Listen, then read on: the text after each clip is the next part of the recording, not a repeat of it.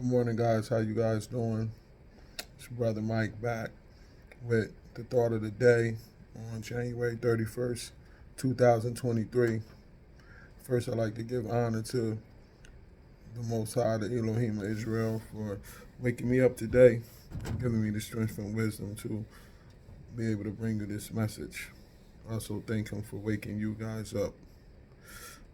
Today, we're going to talk about step 7.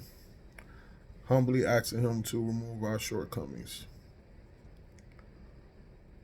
Humbly asking Him to remove our shortcomings. Let's do a quick recap of the steps. Step 1, we admitted we had a problem with alcohol and our lives was unmanageable. Step 2, we said that we needed God to return us to sanity. Step 3, we made a decision to turn our life and will over to the care of God. Step 4, we did a searching, fearless, moral inventory of ourselves. Step 5, we told God and another human being the exact natures of our wrong. Step 6, we asked God to remove our defects of character. Now we on step 7. Step 7 has to do with humility. Our biggest problem is we lack humility, and that lack of humility caused us to not be able to work in the presence of God and what He wanted us to do. Therefore, we couldn't dispel the alcoholism because we thought it was all about us. I'm going to read some excerpts from the 12 and 12 that really digs deep into humility. So bear with me, please. For thousands of years, we have been demanding more than our share of security, prestige, and romance. When we seemed to be succeeding, we drank to dream still greater dreams.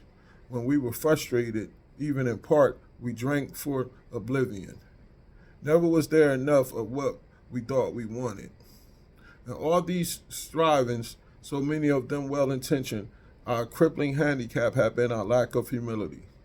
We had lacked the perspective to see that character building and spiritual values had to come first, and that material satisfaction was not the purpose of living. Quite characteristically, we had gone all out in confusing the ends with the means. Instead of regarding the satisfaction of our material desires as the means by which we could live and function as human beings, we had taken these satisfactions to the final end and aim of life. We lacked God and we wanted to live a life. And with me, that became our purpose of life. I wanted to get all of the material things that the world said that you were supposed to have, and I lacked the humility at that time to work for God and do what He wanted me to do. We have some other readings in this one which are very, very deep in terms of dealing with humility and us having a lack of humility.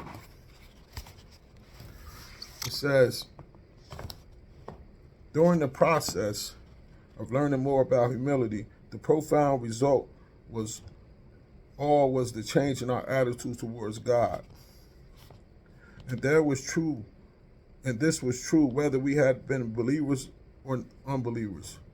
We began to get over the idea that God was a sort of Bush League pinch hitter to be called upon only in emergency. The notion that we would still live our own lives, God helping us a little now and then, began to evaporate. Many of us who had thought ourselves religious awoke to the limitations of this attitude. Refusing to place God first, we had deprived ourselves of His help. But now the words, "O myself, I am nothing, the Father does the work," began to carry bright and promised meaning. We saw we needn't always be blundering and beaten into humility. We could come quite as much for our own voluntary reaching for it as it could from unremitting suffering. A great turning point in our lives came when we sought for humility as something we really wanted rather than as something we must have. It marked the time when we commenced to see the full implication of step 7. Humbly asked Him to remove our shortcomings. As we see, this step is about really submitting to Him and being humble. Yeshua said that We need to be humble as children in order to receive his teachings and in order to be able to carry out his will.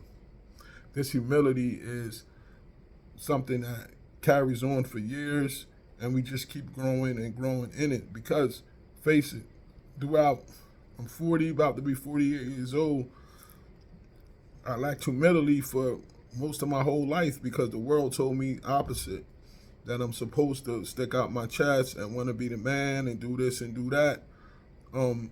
But that's not the case.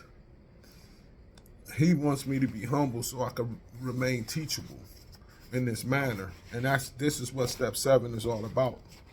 The last paragraph I'm going to read about humility, it says, the chief activator of our defects has been self-centered fear.